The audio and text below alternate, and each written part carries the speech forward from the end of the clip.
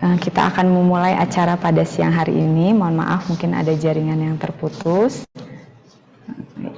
Ya, sekarang semua sudah bergabung. Kita akan mulai webinar kita di siang hari ini.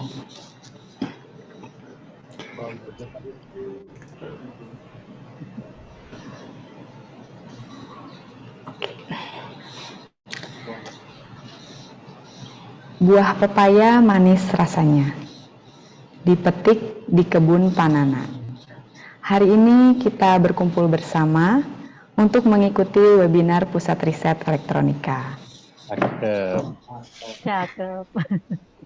Yang terhormat Kepala Pusat Riset Elektronika, Organisasi Riset Elektronika dan Informatika Badan Riset dan Inovasi Nasional, Bapak Yusuf Nur Wijayanto PhD. Yang kami hormati Ibu Dr. Renat Pongki Ivo selaku narasumber. Yang kami hormati Bapak Eri Dwi Kurniawan PhD selaku moderator. Yang kami hormati para ketua kelompok riset dan Bapak Ibu di lingkungan Pusat Riset Elektronika serta para sivitas Badan Riset dan Inovasi Nasional. Assalamualaikum warahmatullahi wabarakatuh. Selamat siang dan salam sejahtera bagi kita semua. Pertama-tama mari kita panjatkan puji dan syukur kepada Tuhan Yang Maha Esa karena berkat dan rahmatnya kita dapat berkumpul pada siang hari ini, Rabu 8 Maret 2023, dalam kegiatan webinar Sistem Sharing Ilmiah Sains dan Teknologi Elektronika serta Manfaatnya, volume kedua di tahun 2023 dengan topik Algan, _GAN Reliability, Degradation Mode and Analysis, yang kita laksanakan secara daring. Perkenalkan, saya Christine Widianingrum, Pranata Humas BRIN Kawasan Bandung Garut, yang akan memandu acara webinar ini. Sebelumnya, saya akan membacakan panduan acara sebagai berikut.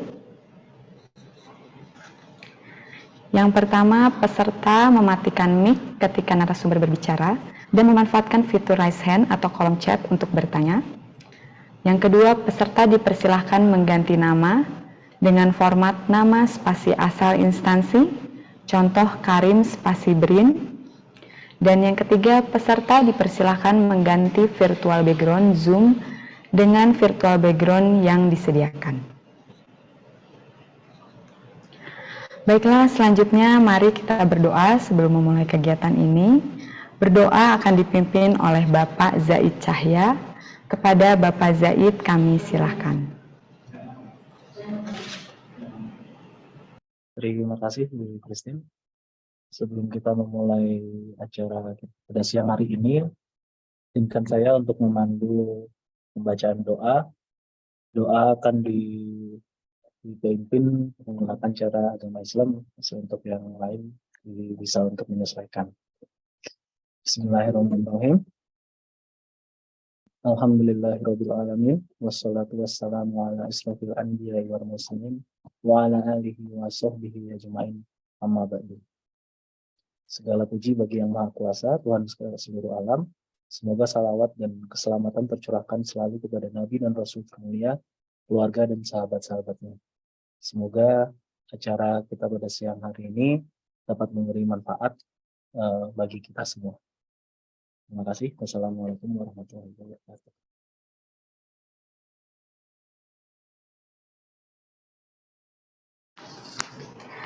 Baik, terima kasih banyak Pak Zaid. Selanjutnya sambutan dari Kepala Pusat Riset Elektronika kepada Bapak Yusuf Nur Wijayanto PhD, kami persilahkan.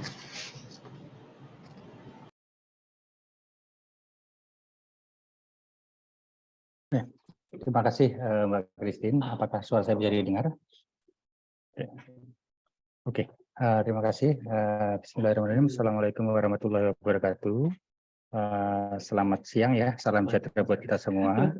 Pertama-tama mari kita panjatkan puji syukur kepada Allah Subhanahu wa taala yang masih memberikan limpahan rahmat dan karunia-Nya kepada kita semua hari ini, sehingga kita bisa mengadakan sharing ilmiah ini, yang kita sebut nama sistem, yang alhamdulillah di tahun 2023 ini sudah memasuki volume kedua. Yang insya Allah hari ini kami menghadirkan tamu khusus yaitu Dr. Pongki Ivo yang saya hormati. Beliau insya Allah akan berbicara terkait teknologi hal-hal yang terkait semikonduktor ya. Kalau bisa dilihat tadi ada judulnya ada GaN dan GaN reliability dan degradation modes dan analisisnya. Insya Allah apa yang akan disampaikan bisa menjadi bahan diskusi kita, apalagi kalau nggak salah ini saya sudah menengok sih sebenarnya Bu Pongki ini, Mbak Pongki ini sedang dalam tahap seleksi untuk bergabung di BRIN melalui jalur ASN P3K. Ini sebenarnya salah satu target kami sih Bu Pongki, nanti kalau seandainya Bu Pongki jadi join ke BRIN, kami berharap bisa memperkuat dari elektronika ini, karena kebetulan kalau Ibu bisa melihat di background saya ini, di belakang ini, ada kawasan Cisitu di Bandung, kami sedang membangun semacam mikro nano elektronik. Ya, di situ kita akan insya Allah bisa ada clean room yang akan kita sediakan. Berharaplah setahun ini kita selesai, yang nanti akan bisa kita gunakan bersama-sama open, sehingga kita bisa mengembangkan semikonduktor, kemudian ada mikro nano elektronik device dan lain-lain, kita untuk bersama-sama menuju ke sana. Nah, terima kasih atas berkenannya Bu Pongki untuk sharing ilmunya, dan nanti insya Allah akan dipandu oleh Pak Eri ya. Terima kasih Pak Eri. Mohon nanti dipandu, insya Allah nanti ini jadi partnernya Bu Pongki jika nanti bergabung di elektronika ke depan. Mungkin itu aja dari saya. Semoga apa yang kita lakukan hari ini bisa bermanfaat untuk kita semua dan bisa untuk Indonesia ke depan lebih maju lagi. Terima kasih. Saya izin akhiri. Assalamualaikum warahmatullahi wabarakatuh. Silakan Mbak Eri. Terima kasih. Baik, terima kasih banyak Pak Yusuf atas sambutannya. Baik Bapak Ibu yang berbahagia, marilah kita abadikan momen kita pada siang hari ini dengan foto bersama. Mohon Bapak Ibu yang bisa membuka video, kameranya silahkan dibuka.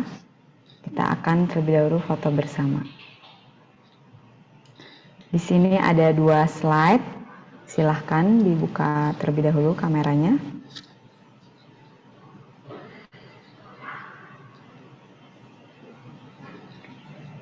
Ya, masih kami tunggu. Yang bisa dibuka, silahkan.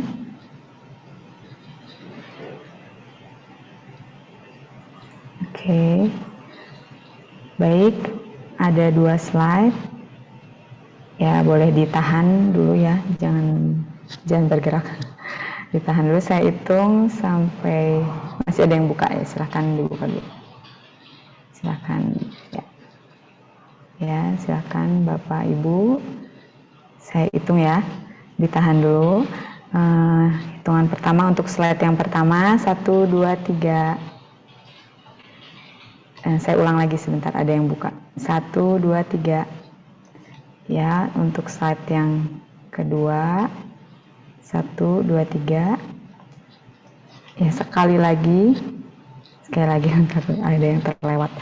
Ya, sekali lagi ditahan dulu. Ya, silahkan 1 2 3. Sekali lagi tahan dulu sebentar. 1 2 3. Ya, oke. Terima kasih Bapak Ibu yang bersedia membuka kamera. Boleh dibuka juga seterusnya jika memungkinkan. Ya.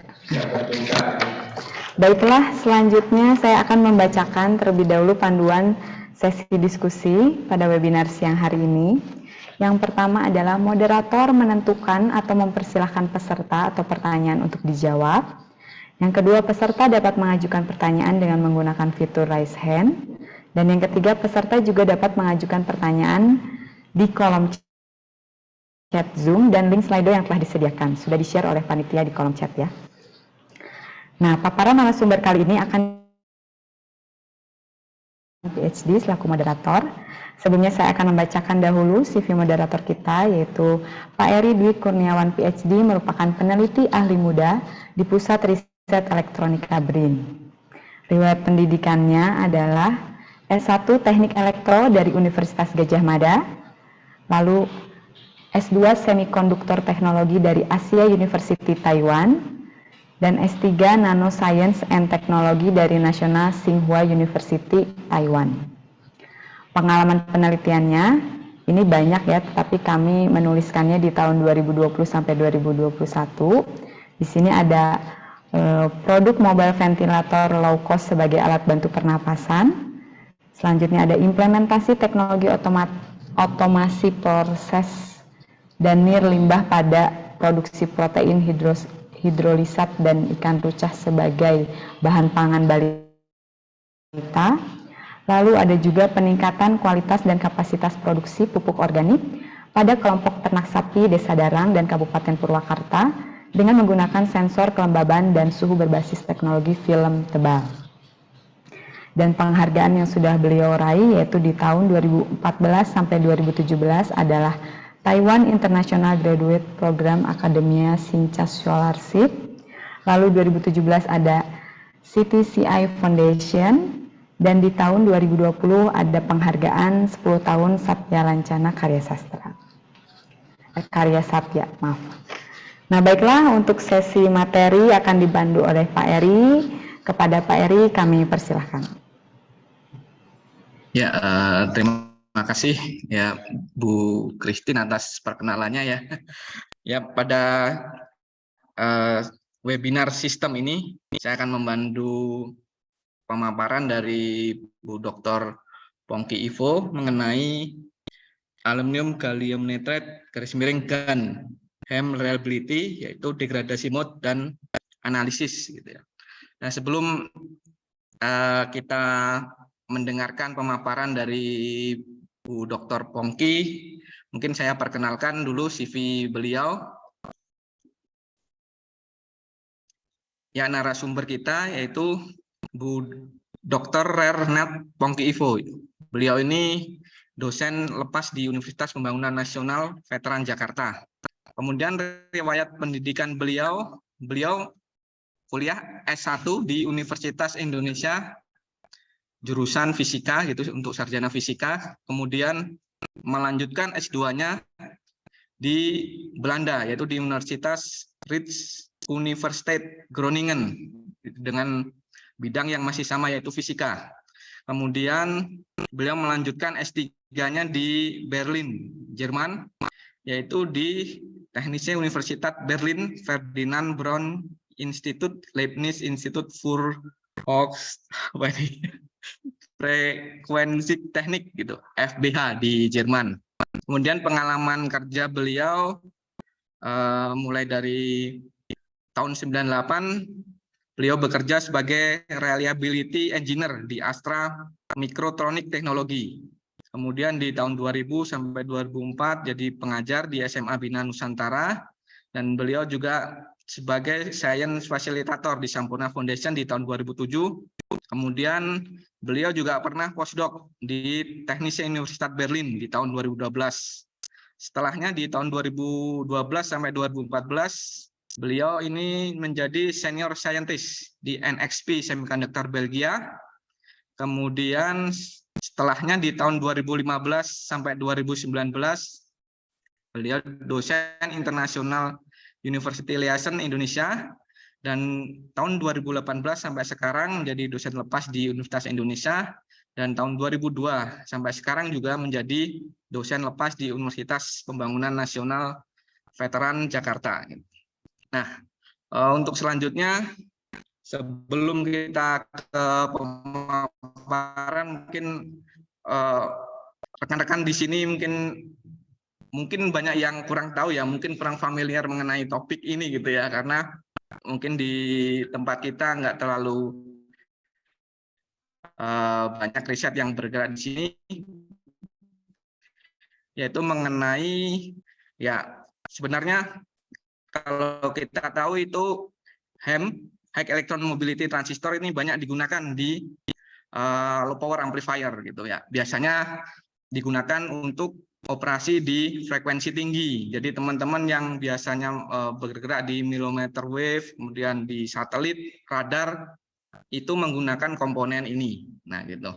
Nah, untuk lebih jelasnya mungkin kita langsung saja persilahkan Bu Dr. Pongki untuk memaparkan pemaparannya mengenai reliability dari ALGaN, _GaN HEM, yaitu mengenai degradasi mode dan analisisnya.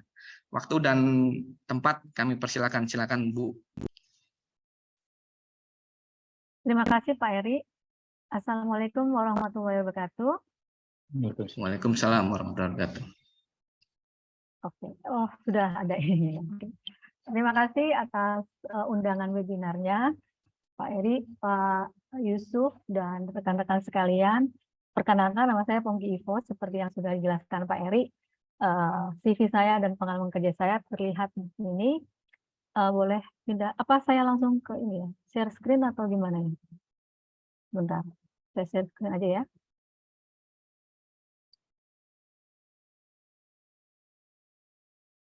Sudah terlihatkah screen saya? Ya, sudah, Bu. Sudah, Bu. Oke, bismillahirrahmanirrahim. Ya, seperti dijelaskan oleh Pak Eri, saya agak loncat-loncat di sini ya.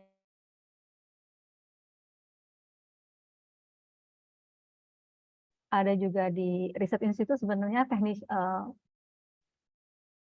ini internet connection saya unstable. Terlihat suara saya bagaimana? Ada lag kah?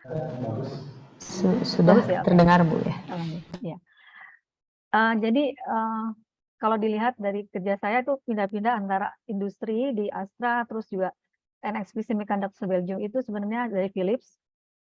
Terus saya ke TU Berlin, sebenarnya itu adalah perpanjangan dari riset saya, karena waktu riset saya S3 di FBH ini, Ferdinand Braun Institute gitu, banyak kolaborasi dengan TU Berlin, dengan Bristol University di UK, dengan Padova di Italia.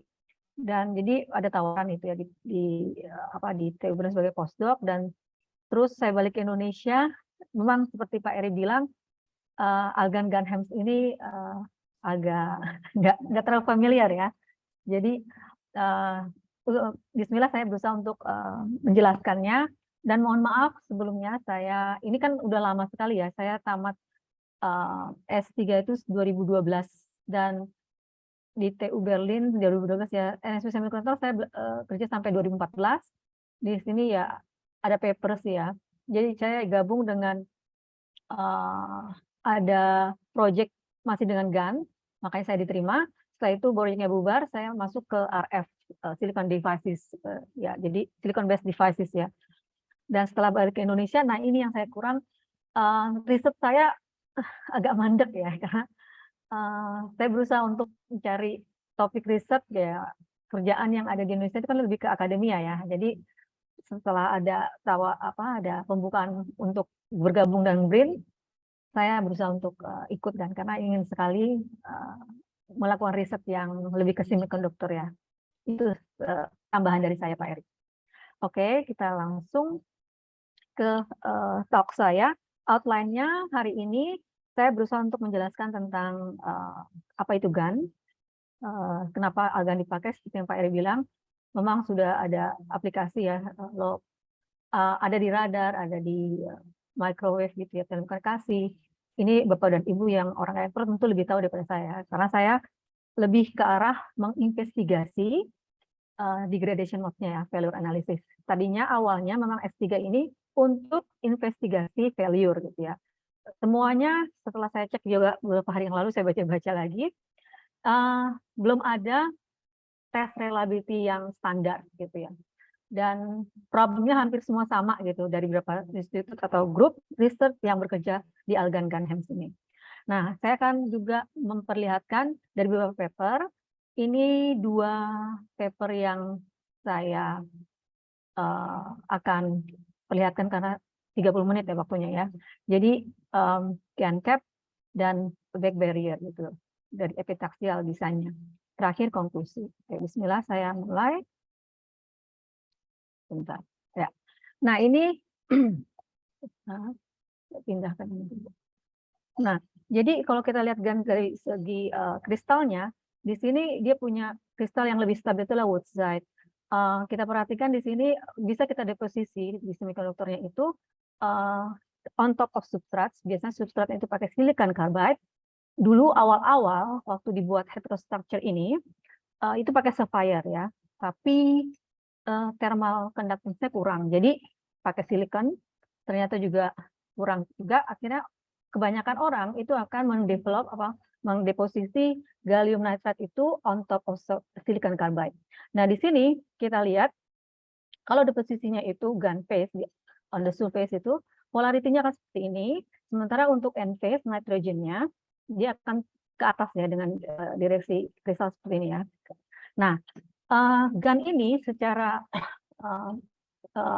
material dia tuh punya polarity yang besar. Karena kalau kita lihat dari distribusi elektronnya itu lebih ke arah nitrogen. Dan ini kalau misalkan saya kira Bapak dan Ibu sudah tahu kalau ada dua semikonduktor dikontakkan ya. Satu misalkan wide band.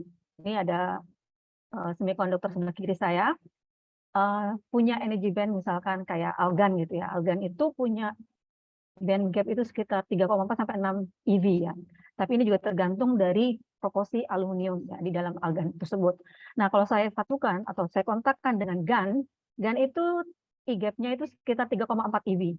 Nah, akan terjadi apa? Energi Fermi-nya itu akan line up sehingga conduction band dan electron valence band itu akan bending.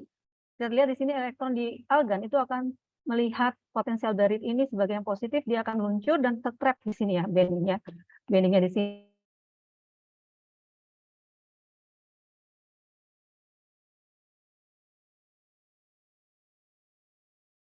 Energi-energi yang di sini. Dan di sini ini ya, kalau Bapak dan Ibu tahu mungkin familiar, gas juga seperti itu. Nah, kita lihat, jadi jumlah elektron atau densitas elektron itu banyak sekali dengan mobilitas tinggi itu gara-gara karena tadi spontaneous piezoelectric ya, spontaneous polarization ini yang saya bilang ini ya, distribusi elektron yang tidak homogen, dan ada juga kalau kita develop argon on top of it, itu kita lihat misalkan, nah di sebelah sini ya, kalau kita ganti nitrogennya posisinya dengan aluminium, karena ukuran atomnya itu tidak sama, itu akan ada strain ya di lattice-nya. Strain-nya itu menyebabkan semacam piezoelectric effect. Jadi total polarization dari argon-GaN heterostructure ini itu akan penjumlahan dari sebelah kiri saya ya, itu penjumlahan total dari spontaneous dan piezoelectric effect ya. Kelihatan di sini juga strain-nya itu tergantung dari proporsi argon kita di aluminium di argon ya. Dan ini adalah conduction band yang tadi ya, yang TUDEC ini terlihat bending dari conduction band buat argon dan GaN. Oke, nah ini heterostructure dari HEM. HEM itu adalah High Electron Mobility Transistor. High Electron Mobility Transistor. Biasanya ini sama juga sebenarnya prinsipnya dengan High Field Effect Transistor.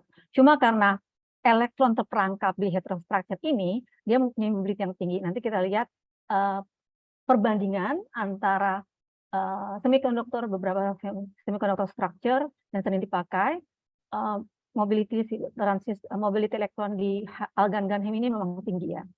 Nah di sini kita lihat biasanya substrate di silicon carbide, ada GaN, terus on top of it ada argon, dan in between mereka ya, di interface-nya terbentuk TUDEC yang seperti saya tadi jelaskan.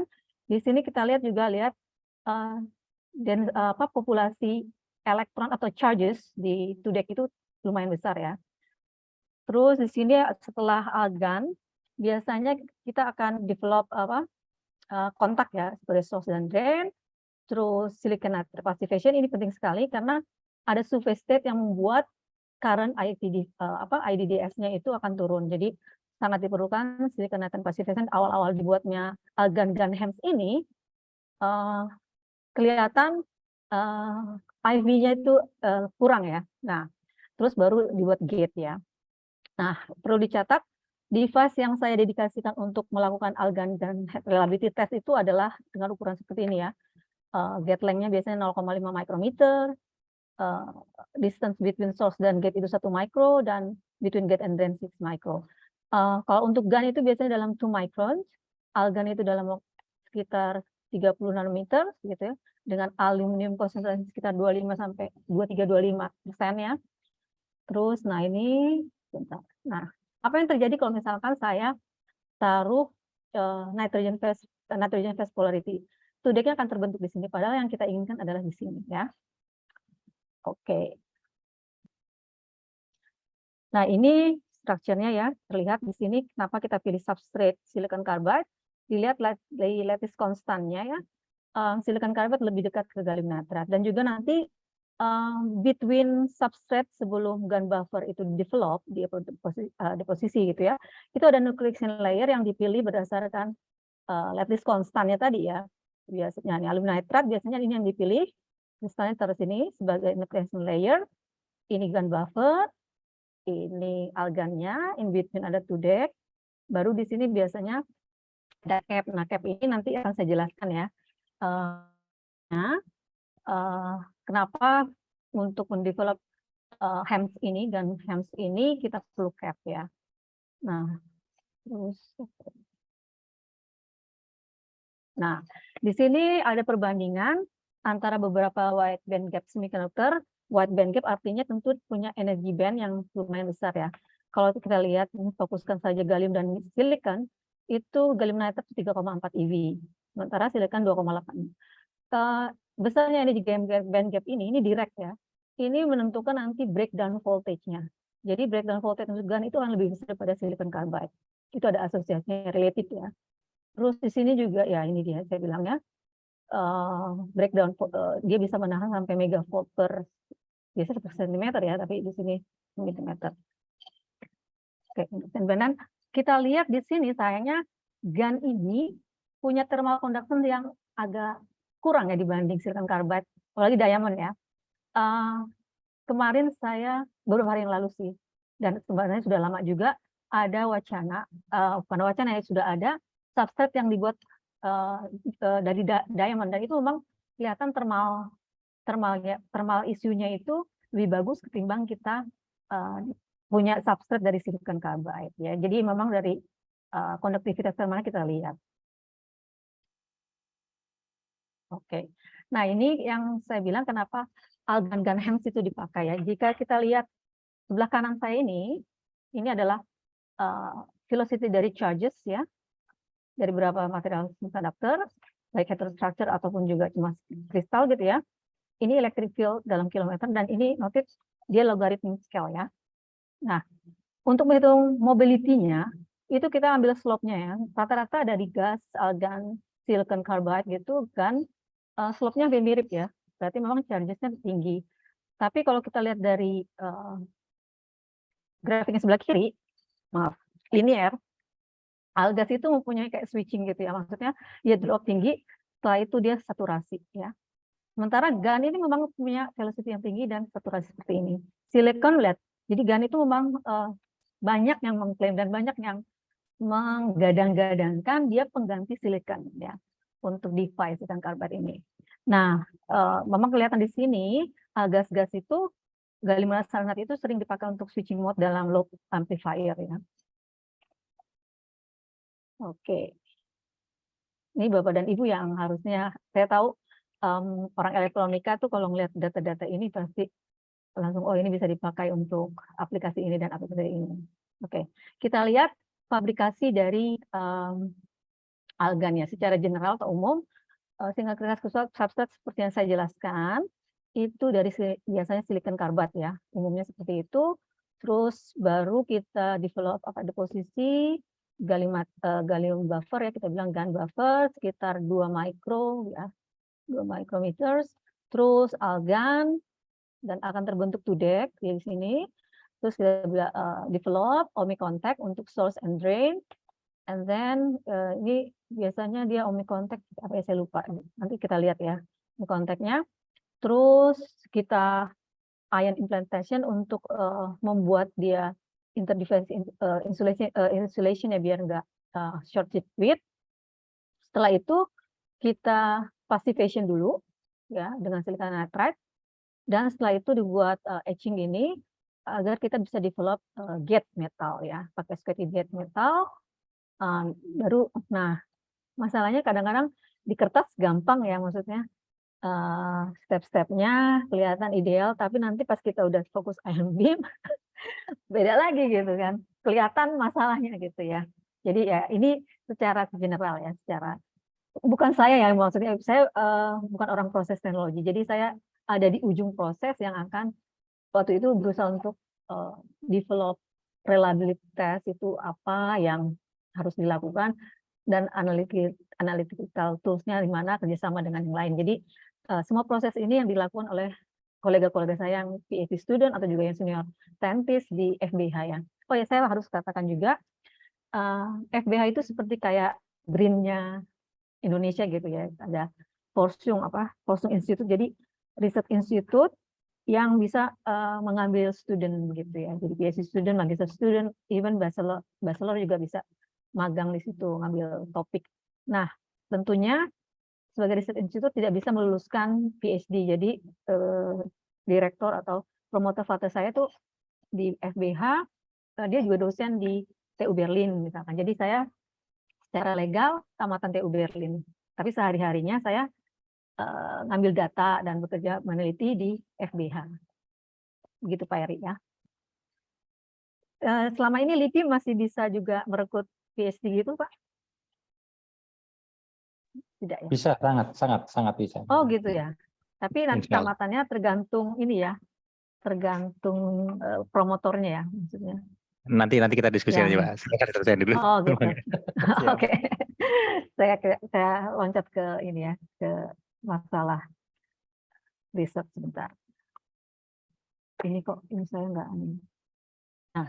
Nah jadi waktu itu kita berusaha untuk mengumpulkan masalah reliability issue itu berkenaan dengan apakah epitaxial design ataukah dari quality dari gun buffernya itu setelah diproses, karena memang gun kristal itu sangat susah dibuat gitu ya. Dari tahun berapa 1800-900 awal itu perlu chamber yang high temperature gitu, dan perlu orang yang benar-benar dedikasi untuk mendeposisi gun buffer itu. Dan semuanya itu tergantung substrate quality-nya juga ya. Jadi di FBH ada waktu kita mendengar substrate sudah di screening juga, kelihatan di situ kalau misalkan ada defect yang surface itu nanti kalaupun kita sudah selesai mendevelop transistor semua device itu bagian-bagian yang rusak itu biasanya juga related dengan surface defect-nya itu ya. Jadi memang substrate quality-nya itu menentukan nanti ke atasnya ya. Terus thermal mismatch transition layer ini, jadi kita yang saya tadi bilang aluminum nitrate sebagai buffer layer, transition layer, supaya lattice mismatch antara substrate dengan gun buffer itu tidak ada menyebabkan banyak defect ya. Karena kalau misalkan defectnya, kalau nggak ada transition layer pun, ini defect yang di sini, gun buffer sendiri, dia sebenarnya sudah ada defectnya. Kalau kita baca literatur itu, dia itu adalah gallium nitride itu N semiconductor ya. Jadi memang dibilang nitrogen vacancy itu diisi oksigen yang menyebabkan dia semiconductor ya, jenis N-type ya, tanpa di doping. UID ya, UID, unintentional doping. Nah, kalaupun nanti di doping itu takutnya, bukan khawatirnya orang nanti resistannya di sini akan semakin besar. Jadi kelebihan dari heterostructure ini menggunakan charges yang ada yang to deck itu ya, mobility transistor without ada doping, karena doping bisa jadi scattering trap yang buat si charges ya. Nah, jadi saya balik lagi sini, gun buffer quality juga menentukan defect defect density-nya ya. Kita coba untuk ada yang bertanggung jawab untuk menghitung defect density-nya. Setelah itu ya gun, baru di sini ini masuk bagian material teknologi ya, departemen di FBH itu baru pergi ke proses teknologi ke departemen kami. Nah, di sini baru kita bikin atomic contact, terus silicon nitride passivation, gate dan seterusnya ya, BCB. Nah, ternyata memang ya seperti awal-awal saya bilang di sini ada kemungkinan atomic contact degradation atau juga gate di sini pasti black gitu ya. Itu ada juga gate sinking masalahnya ya. Nah, nanti akan lihat tem hasilnya ternyata passivation-nya juga nggak sempurna, nanti akan kelihatan ya. Terus, nah degradasi ini ada beberapa proposal ya, maksudnya explanation dari beberapa grup. Ini ada yang bilang inverse piezoelectric effect dari MIT Group, ada yang hot electron, jadi nanti kita akan bahas satu-satu. Yang jelas, kalau dia on, gitu, memang ini normally on transistor ya, dia pinch off-nya sekitar minus 2, sekian atau 3, kadang-kadang minus 3. Jadi ini adalah normally on transistor, harus diserialkan dengan kalau nggak salah low voltage ini ya, MOSFET ya, untuk membuat dia jadi off. Ya. Ini normally on transistor pada gate sama dengan 0 ya. Nah, jadi ini beberapa masalah yang harus kita yang harus kita address ya untuk dicek satu-satu. Oke, kita lihat di sini. Ini adalah salah satu reliability test yang kita bilang robustness test, fast robustness test untuk melihat early degradation, early ya. Jadi sebelum dia failure benar-benar yang chaotic, kita mendefinisikannya udah mau melihat saat-saat dia udah mau mulai degrade gitu ya, device ini. Nah, ini dilihat di sini, ini waktu itu masih saya datang masih sekitar ukurannya 2 inch atau 3 inch ya, dari kelihatan di sini yang silicon carbide transparan, terus banyak shot di sini sekitar ya, saya nggak tahu, sekitar 20 ada ya. Di sini saya pakai coplanar probe. Jadi yang kita lakukan untuk men-stress si device kita itu yaitu si gate-nya ini, jadi stress itu pada saat off-nya itu -7 ya, -7. Nah, di drain-nya ini kita rem. Jadi setiap 2 jam itu naik 5 volt sampai mentoknya setup alat kami itu 120 volt ya. Kenapa 2 jam? Karena ini isu mengenai trapping ya. Jadi kita mau stabilisasi, bisa sih 1 jam, tapi kita make sure 2 jam itu akan kita lihat gate leakage-nya sebagai parameter degradasi, juga drain-nya selama dia off state ini. Oke, kita lihat di sini. Nah, ini salah satu contoh hasil dari DC step stress test ini. Jadi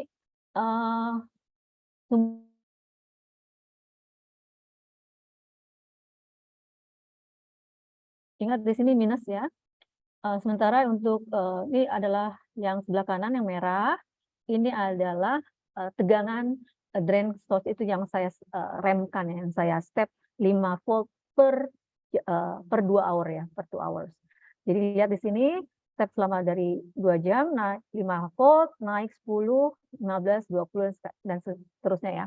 Nah, sementara itu saya amati gate leakage-nya ini, dilihat di sini mula-mula tuh kelihatan dia naik dikit gitu ya, stabil, naik dikit, stabil, naik dikit, stabil. Nah, kalau misalkan dia naik terus gitu ya, kita definisikan lebih naik dari 10% dari poin dalam selama 2 jam ini.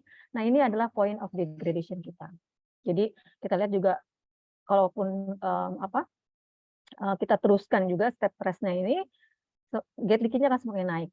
Nah, di sini before, jadi sebelum masih virgin ya, sebelum kita tes itu kita karakterisasi IV-nya ya, IV during dan after. Nah, ini seperti yang saya jelaskan sebelumnya, device dan effective design ini geometri yang saya pakai ya. Device-nya ada dua finger, 2 kali 125 micrometer. Ini adalah panjangnya, panjang ke sana ya, ke arah dalam ya. Nah, ini jaraknya tadi saya bilang kita ambil. Ini kenapa nggak simetrik? Karena memang di sini yang awalnya saya bilang ada high electric field, jadi harus agak lebih jauh ya. Jadi source gate distance 1 micro, gate drain-nya adalah 6 micro. Kita ambil yang standar itu alganya tebalannya 25 nanometer, persentase aluminium dalam gas barrier adalah sekitar segini ya. Nah, ini seperti yang saya bilang, saya akan melihat fungsi dari GaN cap ya, karena kita menduga akan mereduce high electric field di sini, di ujung gate di sini yang ke arah drain, yang sisi drain. Oke, kita lihat untuk datanya memang di FBH itu selalu wafer itu diukur per shot-nya itu ya, ada berapa device didedikasikan untuk melihat IV karakteristiknya, berapa IDF-nya, dan transconductance-nya, GF-nya, threshold voltage-nya, dan breakdown-nya ya. Nah, untuk device A, kita bandingkan ini standarnya kita, tidak ada gain cap, sementara untuk B ada gain cap-nya ya. Kelihatan di sini adanya gain cap mereduce maksimum current-nya ya. Jadi threshold voltage-nya juga bergeser lebih positif. Sementara breakdown-nya, karena ini yang kita angka ini, parameter ini yang breakdown-nya yang kita kejar, jadi dia lebih tinggi. Kenapa lebih tinggi ini? Kita lihat ya perbandingannya, waktu dia tanpa gain cap itu point of degradation-nya sekitar 30 volt. Ini untuk lebih dari 10 devices yang saya ukur. Sementara untuk device yang ada gain cap-nya itu point of degradation-nya starting-nya tetap pada tegangan 60 volt. Kelihatan juga di sini ada punch through ya. Ini drain-nya yang warna hitam ini, drain current-nya, sementara yang biru gate-nya, gate leakage. Dan di sini kalau untuk gain cap itu simetrik ya, maksudnya besarannya sama antara gate dan gate leakage dan drain ya, tapi tentu dalam negatif dan positif ya. Itu yang kami lihat, ada pengaruhnya gain cap di breakdown voltage dan di behavior dari hasil DC step stress test ini. Terus di sini ada penjelasan dari MIT Group dari Profesor Del Alamo, kenapa gate leakage itu ada. Jadi kalau kita lihat di sini memang dari awal kita udah mengadres kalau strain yang dialgan itu walaupun memang menambah jumlah muatan charges di two-deck, tapi dia juga bisa memberikan inverse piezoelectric effect yang menyebabkan dia defect. Jadi defect ini ada stepnya yang membuat charges atau elektron di Schottky diode ini itu untuk kayak semacam hopping mechanism yang dibilang gitu, yang itu mengkontribut terhadap gate leakage. Itu salah satu penjelasannya. Ada lagi grup yang dari Padova ya, dari Profesor saya lupa namanya. Yang jelas dia punya explanation juga hot electron yang menyebabkan degradasi dari si kalau misalnya kita punya device ya. Nah ini simulasinya dikerjakan salah satu kolega saya waktu di FBA, itu memang dia orang proses teknologi. Terlihat di sini perbandingan, kita lihat under cross sectionalnya ya. Di sini algan, perhatikan di sini algan, gate, algan, dan di sini GaN buffer ya. Sementara ini device yang tanpa cap. Yang kedua, GaN algan GaN HEMS with gate cap. Di sini kelihatan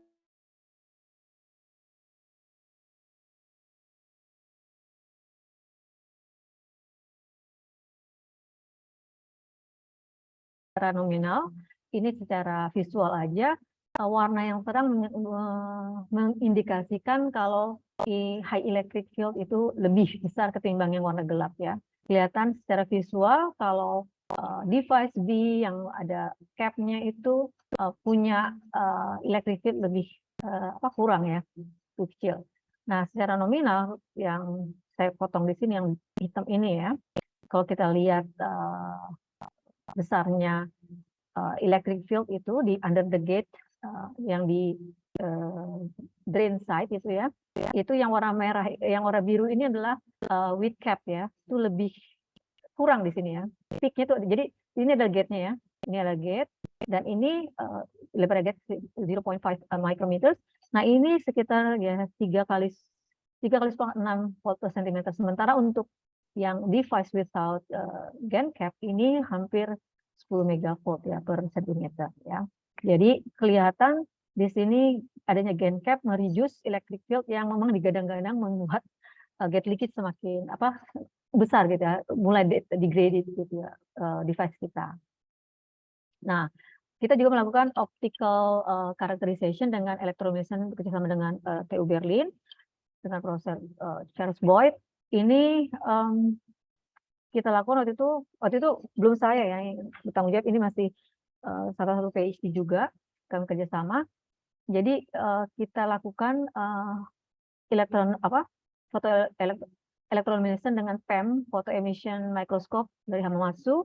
Ini dalam kondisi off, kita biaskan si gate-nya -5, untuk on-nya gate-nya kita biaskan -1. Ini secara visual aja, belum dinormalisasi. Terlihat ada semacam bright spot ya untuk device without GaN cap. Jadi kita tesnya ini ya, before test seperti ini, after test seperti ini, dan setelah kita naikkan terus ya 80 volt sampai recovery 3 hari juga masih ada bright spotnya juga ya. Sementara untuk yang GenCap ada juga bright spotnya, tapi ini perhatikan ini bukan belum dinormalisasi ya, jadi bright spotnya ini ya. Dan kalau lihat on state-nya, tentu ya kalau lagi on akan lebih ada eliminasi ya dari charges-nya itu.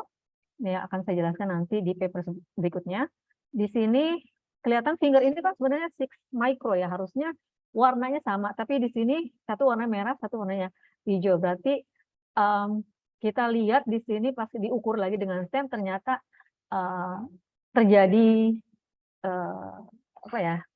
Ya mungkin di proses teknologinya ya, ternyata diukur ini lebih short dibanding di ini ya. Jadi kenapa ketimbang yang di bawah? Harusnya sama ya. Kalau ini kan relatif sama ya. Nah ini kita lihat juga dari proses teknologinya ya nggak sempurna banget ya. Ada perbedaan ukuran. Nah untuk setelah dinormalisasi ini masih hati-hati, ini masih lock. Kelihatan di sini sebelah ya. Ini x-axisnya adalah gate voltage. Sementara yang sebelah kirinya adalah intensitas yang electromagnetism tadi yang kita sudah normalkan, dikurangi background gitu, ada unitnya. Sementara ini ID-nya ya, ID characteristic. Lihat di sini dalam log ya, ada perubahan antara ini ID-nya ya, before and after dan during stress ya, untuk kedua device. Yang device B yang ada GenCap itu nggak terlalu terlihat ya. Jadi benar kita waktu itu mengambil kesimpulan kalau GenCap memang mempengaruhi performance dari device ya, untuk mereduce high electric field yang dibuktikan dengan ya maksudnya kita dari hasil electric characterization, polarity-nya luminescence, dan juga simulasinya ya, kita lihat di situ simulasinya memang terlihat reduce ya GenCap. Nah ini adalah kalau saya nggak salah ini paper saya yang membandingkan antara juga nih standar ya dengan back barrier. Artinya back barrier ini kita lihat FET cell design-nya itu setelah silicon carbide, gun buffer-nya itu diberikan sekitar 5% ya aluminium. Ya kita bilang ini gun barrier yang agak tebal, terus baru gun. Nah dari sini gun, baru agan ya. Tudeknya di sini ya. Mirip, cuma di sini kita variasikan ya, karena nanti kita lihat di simulasi juga dibuktikan, dan juga dengan electrical dan juga optiknya dengan illumination itu sangat berpengaruh ya. Lihat saja dengan di step stress-nya ya. Sorry, maaf. Nah, ini saya harus pindahkan dulu.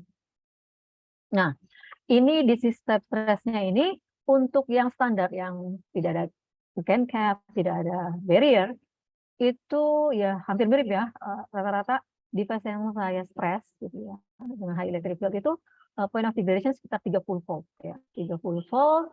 Dan ini dia kebetulan juga gate dan drain-nya ini on top of each other ya.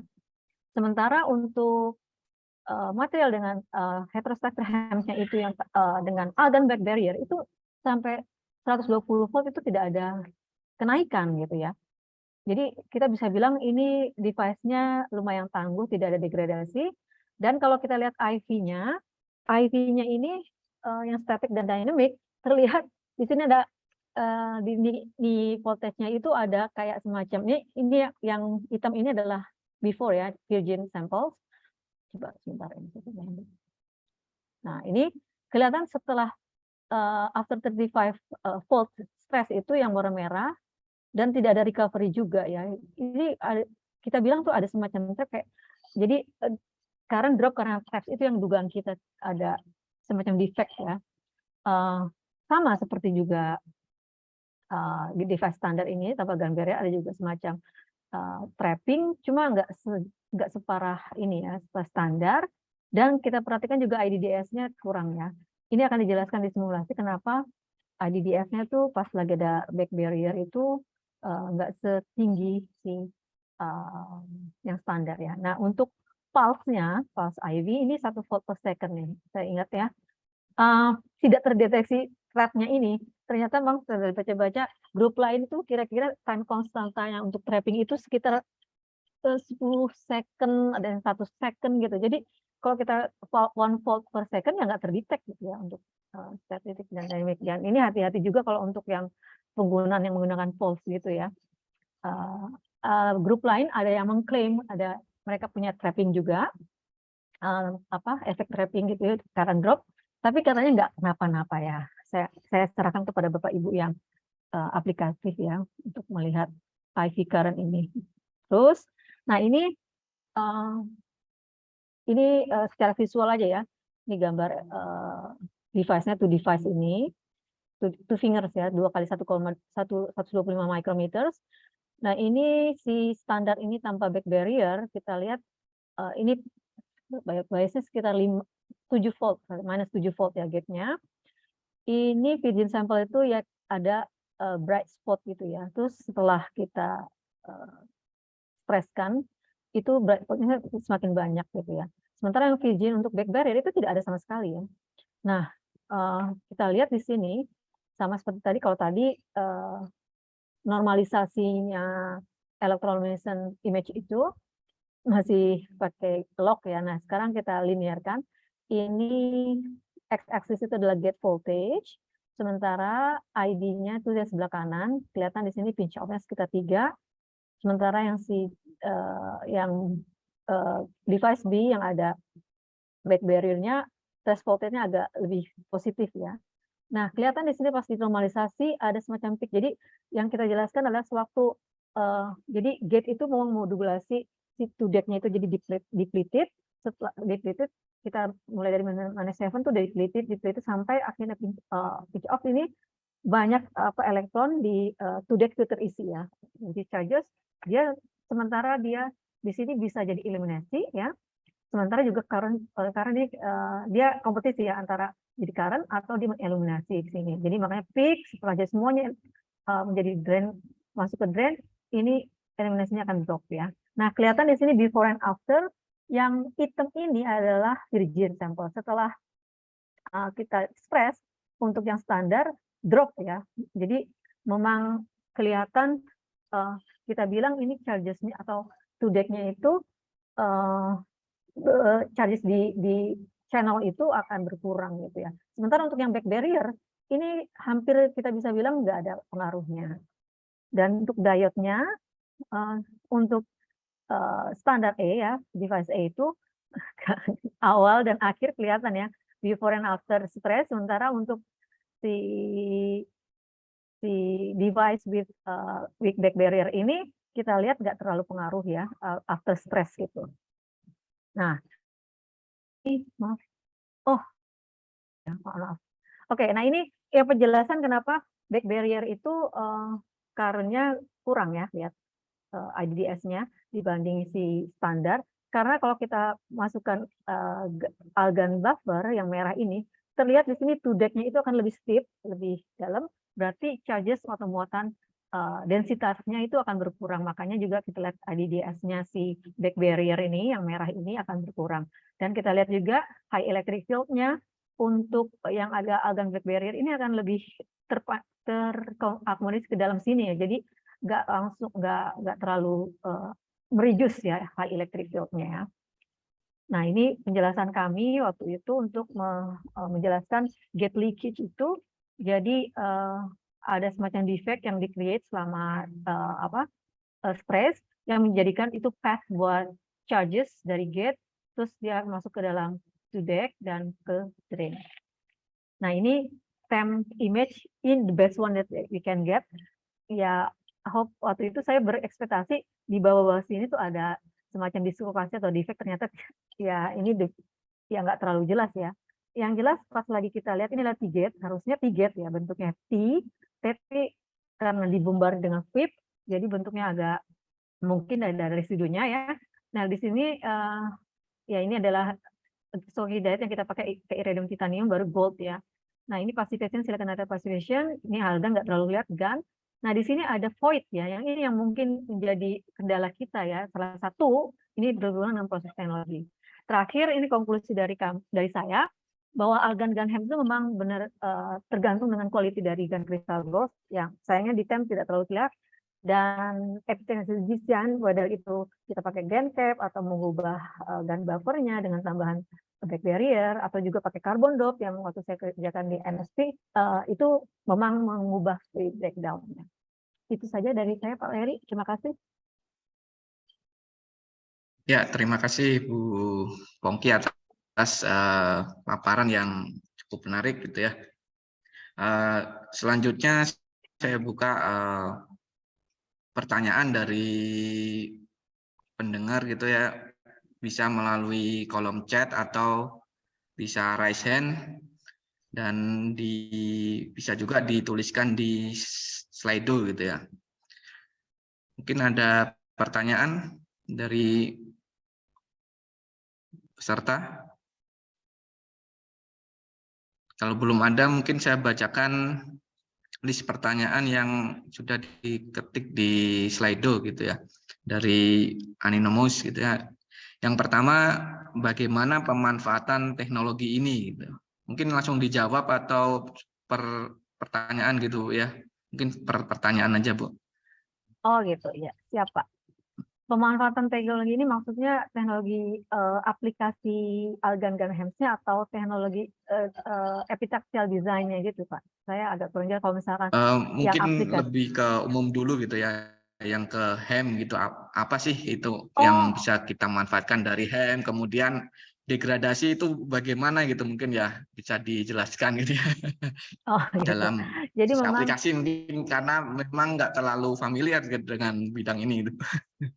iya, saya mengerti. Jadi GaN ini seperti yang saya jelaskan, dia memang punya breakdown voltage yang tinggi dibanding silicon carbide yang tadi kita lihat ya, perbandingan di matrikulasi atau dari silicon carbide, GaN, terus bisa juga argan GaN-HEMT dari segi mobilitas, chargesnya yang di Tudek gitu ya.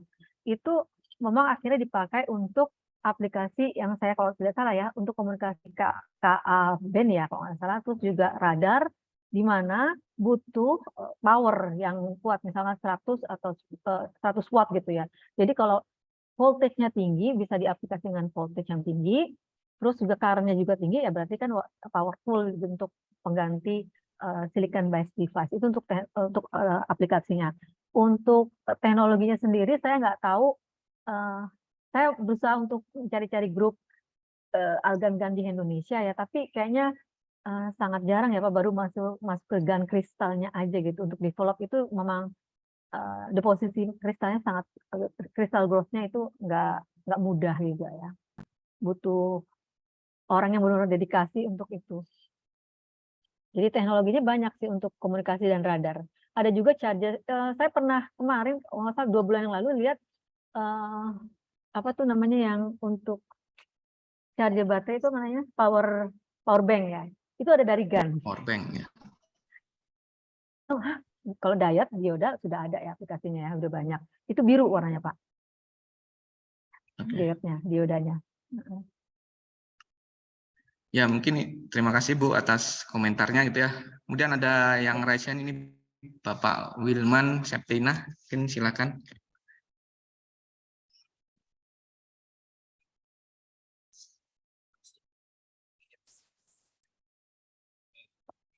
Belum kedengaran Pak. Pak Wilman, suaranya tidak terdengar. Oh ya, mikrofon saya masih di atas. Ya maaf, Ibu Pongki, makasih atas sharingnya. Kebetulan saya di sel surya, jadi saya tadi tertarik satu slide yang Ibu ada grafik band gap ya, variasi band gap. Nah itu saya lihat ada indium nitride, itu agak band gapnya bisa sampai 2-an ya kalau nggak salah di. Bentar, saya cek dulu. Saya cek dulu ya Pak. Yeah. Indium nitride. Ya, sekitar 2 ya Pak. Jadi bisa manipulasi gitu ya Bu. Nah itu mungkin nggak untuk sel surya ya, setahu Ibu gitu. Setahu saya sih Pak, saya nggak bergerak di sel surya, tapi maksud Iya. saya juga lebih baik memang kalau untuk sel surya itu kan yang direct band gap ya Pak. Hmm, iya, Saya nggak tahu apakah betul. indium nitride itu indirect. Nah itu yang material-material kita harus kita cek band gapnya direct indirect. Kalau untuk GaN sendiri memang dia direct, jadi kita nggak bermasalah dengan fonon nanti. Oh iya, iya. Harusnya sih, iya. Tapi setahu saya memang kalau solar cell itu tandem ya banyak. Yang jelas silicon device itu udah, Iya. kayaknya ada ahlinya deh di sini ya, yang solar cell itu di Yang BRIN. sering memang gallium arsenide ya, Iya, gallium arsen. arsenide. Nah ini nitride. Iya, gallium. Iya, Ya, kolega saya memang melakukan algas gas itu juga heterostructure sebelum saya dia udah melakukan itu. Cuma ya aplikasinya dia di low power lebih ke low power. Kalau power. kami yang algan memang kedepannya maunya high power gitu. Tapi kan ya masih terdegradasi itu yang harus kita perhatikan, epitaxial design dan buffernya itu yang harus diperbaiki. Setahu saya yang selama saya tahu itu juga riset di GaN itu ya dua hal itu memang yang ditunjuk gitu ya, yang jadi Oh, kendala untuk GaN Helmholtz reliability. iya. Satu lagi mungkin Ibu mengenai Iya, degradasi. silakan Pak Wilman. Ya, Itu degradasi yang dimaksud itu karena high voltage itu ya. iya, high Kalau electric untuk di field, field, oh ya ya. ya high. Jadi yang ya kita berusaha untuk jadi memang berdasarkan simulasi juga dan berdasarkan juga ya intuitif kita juga ya, di ujung gate yang pojok itu memang high electric field. Jadi ada beberapa akhirnya ada beberapa ya epitaxial design yang mau mereduce selain dari GaN cap, ada GaN back barrier, ada juga field plate Pak. Jadi gate-nya itu untuk mereduce field plate-nya supaya high electric field-nya itu lebih bukan satu titik saja tapi lebih tersebar. Itu juga field plate-nya itu nggak cuma satu, kadang-kadang ada dua lagi. Jadi memang sangat-sangat tergantung dengan desainnya itu. Ada juga cornernya si gate-nya itu dia nggak dibuat sharp, jadi nggak tajam, dibuat embedded, jadi kayak semacam slanted gate gitu loh Pak. Jadi slanted. Nah itu teorinya maunya kita begitu, tapi ntar hasilnya pas kita fokus ion beam, di tem, ya kayak tadi juga silicon lateral passive presence nggak semuanya tertutupi, itu memang kadang-kadang harus dicek gitu ya, itu destructive test juga ya, harus mengorbankan beberapa device. Jadi Cara kendalanya memang, mendeposisikannya itu ya pengaruh besar. iya, nah itu dia kita memang harus ya quality control juga ya untuk mendeposisi, karena permasalahan besar di mana-mana juga reproducibility-nya ini Pak, untuk tiap batch aja beda-beda, itu beda-beda sangat. Sama ya Ya, dengan sel surya berarti ya, problemnya reproducibility. tapi sel surya kan lebih ini ya, lebih setahu saya silicon device itu udah mature ya, udah enak gitu, setahu saya. Iya Mas, iya yang silikon. Tapi yang Gitu. belakangan itu memang Oh, masih sama oh, reproducibility. masalah juga ya. Oke. Iya. Ya makasih. Terima kasih Pak Wilman. Ya, makasih Pak Wilman. Mungkin saya boleh bertanya Bu yang menambahkan dari Pak Wilman Silakan. tadi. Saya lihat kan di gate edge-nya itu jadi semacam ada high electric field gitu ya. Saya kebetulan saya juga pernah melakukan simulasi mengenai hot carrier injection, tapi bukan di HEM, tapi di silicon LDMOS gitu ya, lateral diffuse MOSFET gitu.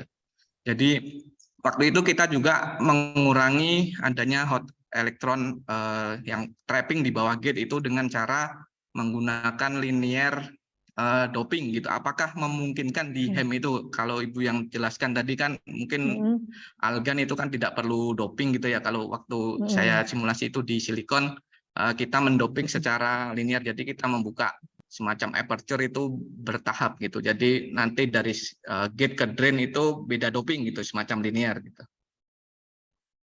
Mungkin pertanyaan saya. Ya, kebetulan waktu saya mau tamat itu juga di FBH sudah ada carbon dope untuk GaN-nya ya. Dan memang saya udah sempat cek juga kan, mentok itu 120 volt ya. Itu nggak sama kayak back barrier juga, nggak ada degradasi. Saya malah bingung gitu kan. Mereka ketawa. Nah ternyata pas lagi saya di NXP juga punya argon structure dengan si carbon dop itu. Carbon dop itu, nah kebetulan setupnya itu sampai kilovolt. Saya yang membuat setupnya itu ya, memang sampai 900 volt. Jadi memang adanya pengaruh dop itu memang membuat tadi Bapak bilang ya, tinggi ya, breakdown-nya semakin tinggi. Ya memang sangat tergantung dengan epitaxial design dan ya doping itu. Cuma kan kadang doping itu kita ada trade off-nya ya. R-on-nya itu akan Ya, naik. R-nya tinggi gitu ya. Ya ada scattering itu di situ kan. Jadi ya itu yang sering dibahas orang ya, gimana trade off-nya itu ya maksimal ya. Kita mau maksimal. Ya, Bu. Optimum. Makasih, Bu. Ya. Mungkin saya kembali lagi pertanyaan dari Slido. Pertanyaannya, bagaimana cara mendapatkan gambar stress test dengan device apa yang image pelangi tiap layer yang tadi mungkin di slide berapa itu di sekitar 20-an gitu ya yang ada gambar-gambar yang dengan device apa L itu ya kayaknya. Mungkin dengan peralatan apa gitu mungkin. Oh, alatnya yang ditanya ya. Aduh, saya lupa. Jadi gini, kalau untuk yang di FBH itu sudah built-in ya, beli dari perusahaan gitu ya. Tapi kalau untuk yang di NXP malah saya yang setup tuh, Pak. Pakai Agilent, pakai alat-alat yang memang udah high voltage, terus saya setup dengan LabVIEW. Jadi bisa sih sebenarnya kalau kita punya satu dedikasi untuk liquid, satu dedikasi untuk drain, terus memang ada probe-nya, corner probe-nya, terus ya harus safety juga karena kalau kita main yang kilovolt itu saya juga nggak berani ya. Jadi LabVIEW-nya memang harus itu ada bisa di setup sih Pak. Cara kalau kita mau ya kita ambil multimeternya ada 2 kita dedikasikan, 3 deh, 1 lagi untuk yang drain-nya yang untuk step-nya ya. Bisa sih sendiri. Bisa. Oh, baik, Bu. Mungkin ada pertanyaan lain yang dari peserta Zoom, mungkin Pak Yusuf. Pak Yusuf ada nggak? Baiklah, oh, ya, ada slide scan. Maaf, terima kasih. Terima kasih ini Mbak Pongki atas paparan yang menarik. Ini menarik sekali ya, semiconductor. Ya, ini sebenarnya bidangnya Pak Eri juga Mbak Pongki yang sudah ditinggalkan beberapa tahun. Dia mainnya sekarang ke sistem. Dia dulu di Taiwan kalau nggak salah juga kayak gini dia. Jadi nanti kalau Mbak Pongki join nanti bisa bergabung lah, kita kembangkan lagi. Nah, saya mungkin ini diskusi aja ya. Ini kayaknya menarik tadi terkait tadi kayak teman-teman di sini kan kebetulan dari yang hadir insya Allah nih saya beberapa multidisiplin ya. Ada yang di mikro nano, elektronik dan ada yang di sistem juga. Dari teman-teman yang di sistem ini ada pertanyaan yang menggelitik, Mbak. Jadi kami kan ada satu teman yang tertarik di elektronika desain. Nah, di situ biasanya teman-teman itu dalam mendesain saja, tapi ketika mau mengimplementasikan kan kita kadang-kadang perlu foundry ya ke luar negeri kalau biasanya. Nah, ini kira-kira nanti kita kembangkan atau kita bikin di Indonesia gimana? Ini kayaknya jawabannya ini di antara Mbak Pongki dan Mas Eri harus bisa menjawab dua-duanya. Mungkin itu aja kabar aja. Kira-kira gimana ini? Peluangnya gimana ini? Makasih. Ya, silakan Bu Pongki. Berat ya, Mbak. Oh, gini. Diskusi ke saya dulu ya, Pak. Oke, ladies first. Gini, kalau untuk ya emang saya yakin nih kalau dalam suatu institut atau apa gitu yang elektronik ada bagian-bagiannya ya. Nah, kebetulan saya dimasuk dalam proses teknologi, tapi saya di ujung gitu. Memang kita butuh clean room, itu udah harga mati yang tadi Bapak bilang ya, wah ini udah dibangun. Saya alhamdulillah tuh bersyukur banget Pak Erik ngasih informasi berarti untuk kemajuan.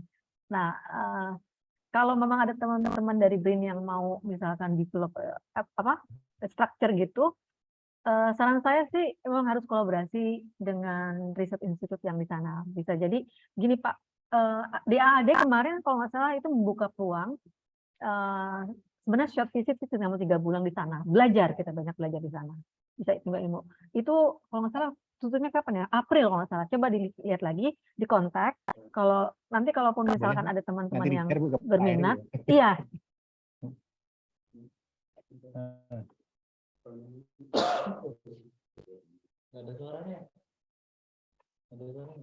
Ini bisa saya sharing tuh Pak.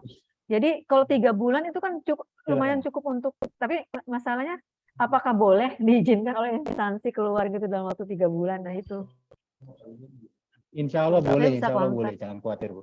Oh gitu. Bentar. Boleh.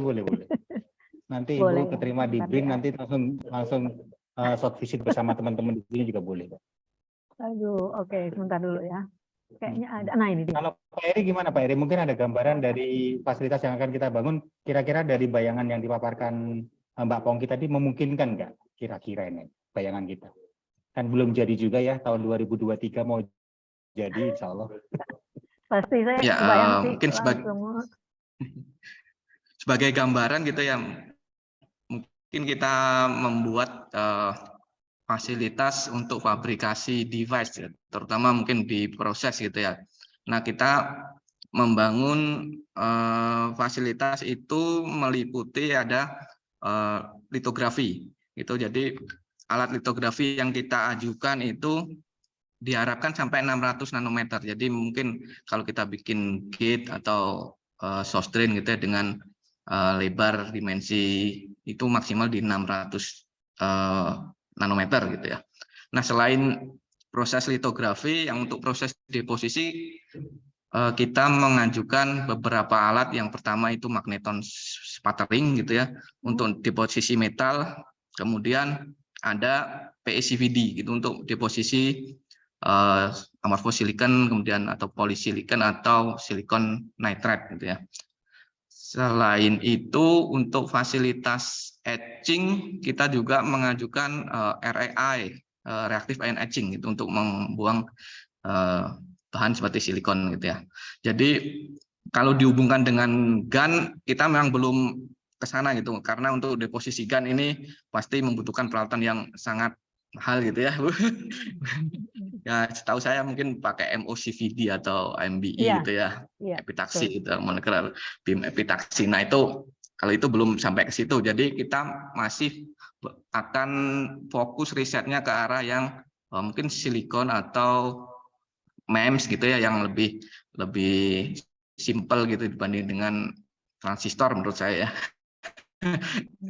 Ya, mengenai pengukuran kan Ibu tadi menjelaskan mengenai reliability ya. Jadi si device itu akan diberikan tegangan voltage gitu ya, dari drain.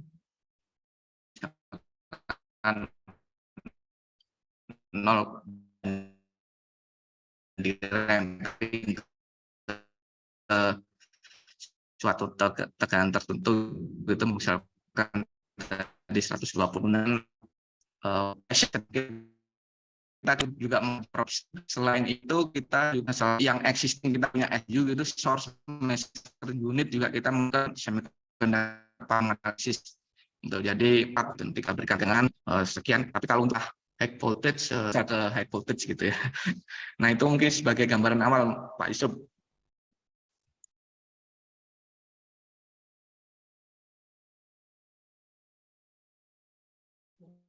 Gimana Pak Eri? Ya, freeze ya. Halo. Pak Yusuf. Aduh. Maaf, freeze ya tadi, sempat freeze sebentar tadi Pak Eri, maaf. Gimana Mas? Iya, ini internetnya agak kurang bagus, Pak. Iya. Ya, sempat Oke, makasih Bang Eri. Iya, siap. Ya, semoga aja lah nanti insya Allah. Saya jelaskan gitu, sampai mana saya kedengarannya. Saya kira cukup sih tadi penjelasan dari Pak Eri, dan mungkin kita bisa elaborasi nanti lagi lebih lanjut, lebih detail lagi nanti. Makasih. Ya, makasih Pak.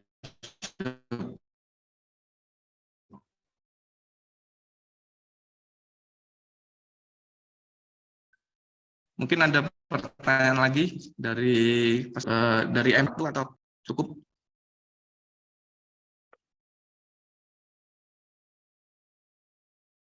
Halo? Ini masih ada satu pertanyaan lagi. Maaf Pak Eri, putus-putus. Pertanyaan pertanyaannya bagaimana dengan pemanfaatan teknologi GaN, alga, nanowire terhadap performa device. Ya ini ada Oh, oke. Oh, pertanyaan lagi Bu, oh yang ketiga ya Pak ya? yang bagaimana ya yang ketiga. Oke. Terus terang saya tidak membahas tentang nanowire algan GaN ya. Jadi saya juga kurang mengetahui teknologi tentang nanowire untuk algan GaN itu ya. Maksudnya apakah ini heterostructure, compound semiconductor atau memang GaN itself gitu, GaN itself yang jadi nanowire itu saya agak kurang jelas juga dengan pertanyaannya Pak ya. Mungkin apakah peserta dari ini ada yang menuliskan itu, mungkin bisa dijelaskan secara langsung gitu ya. Silakan. Ada nggak? Kayaknya Pak Erinya ya Ada ya? terputus-putus ya. Mungkin teman-teman tadi Iya, saya. yang menanyakan di Wire itu kan tadi siapa? batam Silakan. itu ya, mungkin ya ini maksudnya ya.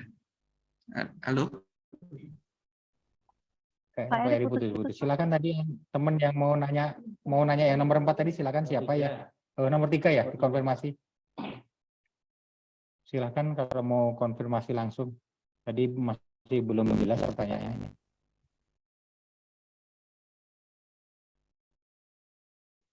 Silakan.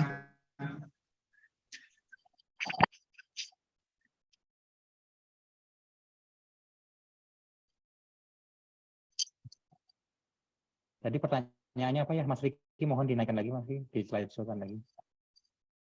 Memanfaatkan GaN nanowire terhadap informasi. Yang nomor 3 ya, Bang Eri ya? Iya. Ya, yang nomor 3 nomor Pak Yusuf. Oke. Siapa ya? Mohon silakan langsung konfirmasi langsung.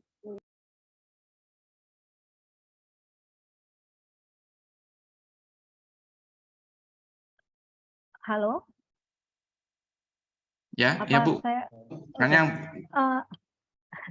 Saya oke, Pak Eri, maaf, waktu putus Pak, saya jadi bingung.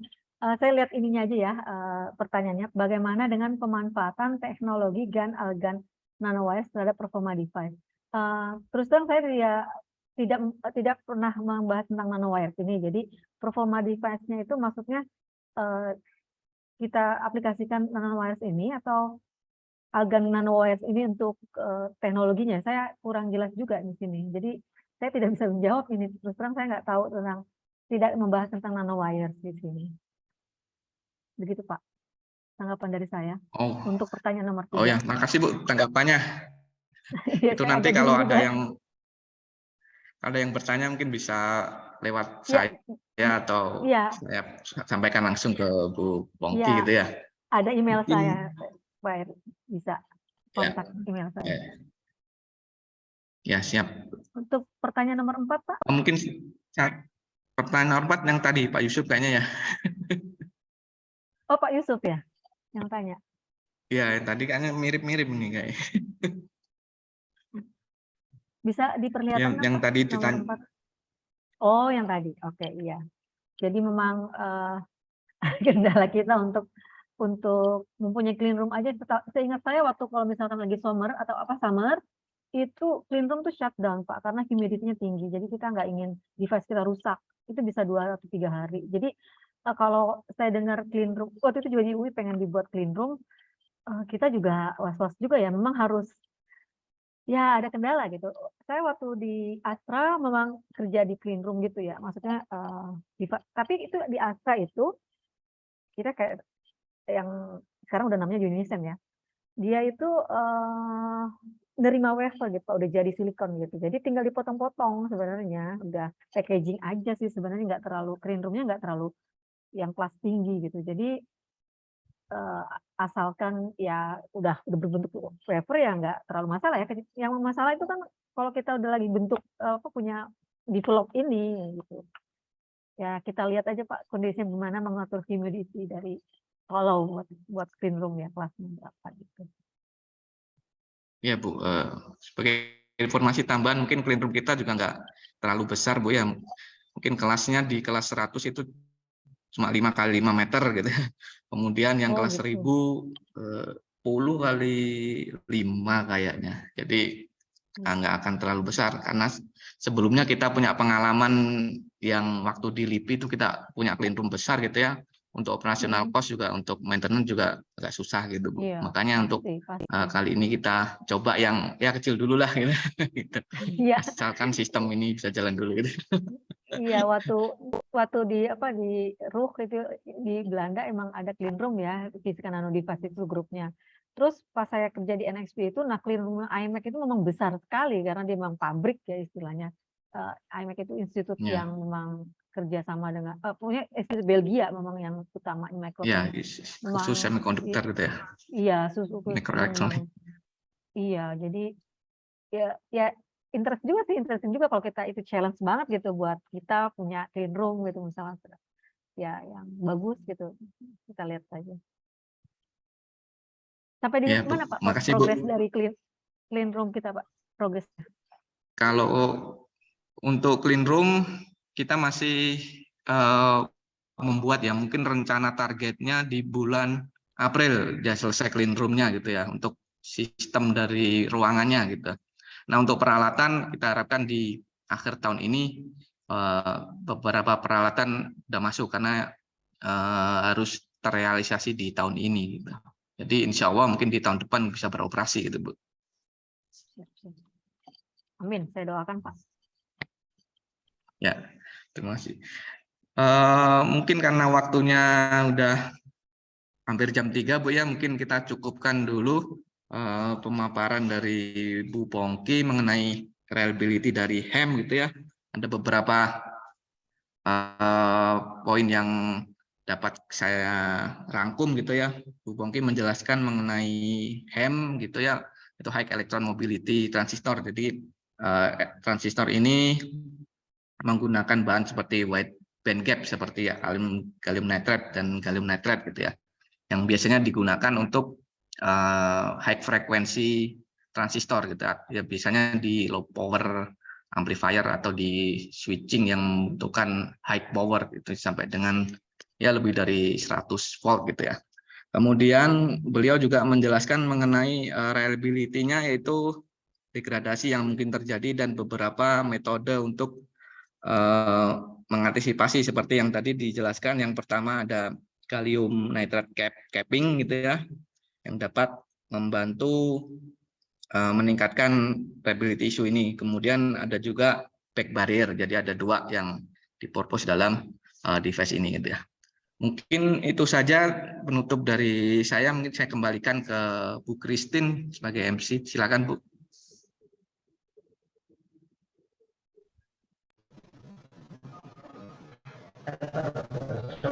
Baik.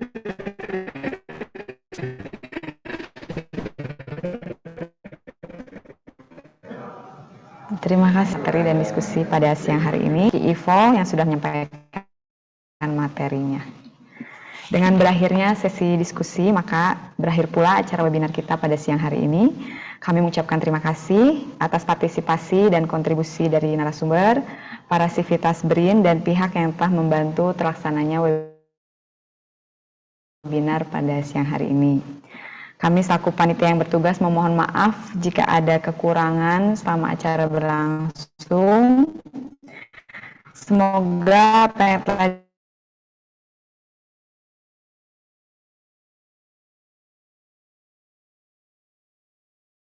tak lupa ditambah tentang ilmu dan wawasan sudah kita dapatkan. Jangan lupa join di webinar sistem yang akan datang. Assalamualaikum warahmatullahi wabarakatuh. Selamat siang dan salam sehat semua. Terima kasih. Assalamualaikum warahmatullahi wabarakatuh. Terima kasih Bu. Terima kasih semuanya. Terima kasih semuanya, Bu Pongki. Terima kasih. Terima kasih banyak semua. Pak. Terima kasih Bu. Terima kasih. Saya izin lift ya. Ya, terima Ya, kasih makasih Bu. Bu.